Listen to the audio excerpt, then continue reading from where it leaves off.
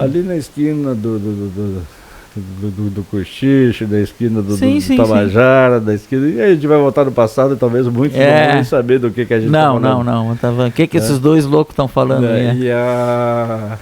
E aí acabamos ali, e aí a loja em si não era, me dei de conta que não era a minha praia. E eu tinha minha formação, né, que eu sou formado na Escola Técnica em Pelotas, e comecei a entrar no mercado de trabalho na área da construção e me identifiquei muito com parte de projeto, de desenho, porque tinha aqui um nicho que não era tão explorado.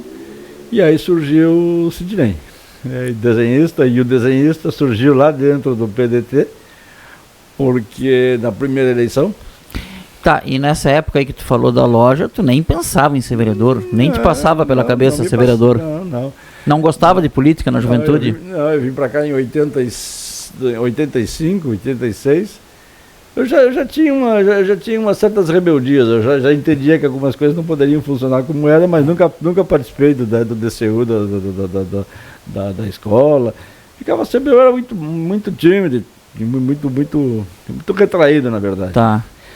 E aí, nesse meio tempo, eu acabei indo participar da Câmara Júnior, a convite do Vivaldino Duarte, que era também natural lá do Capão do Leão, que foi gerente da CE, e uma pessoa bastante importante aqui na sociedade.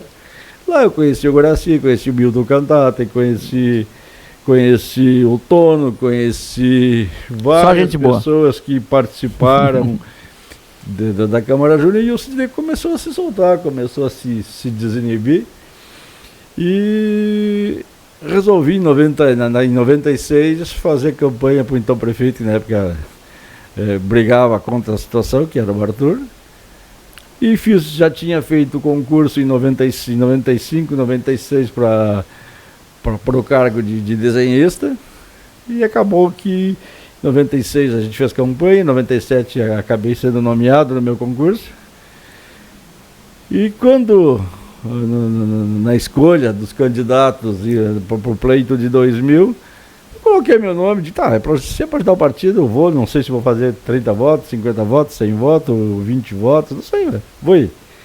E aí surgiu o Jerônimo, eu brinco muito com ele, porque o Jerônimo também foi... Jerônimo Barbosa? O Jerônimo me chamava de alemão, Sim. E na hora, tem que botar o apelido, tem que dizer quem que tu é. Eu digo, o Sidney desenhista.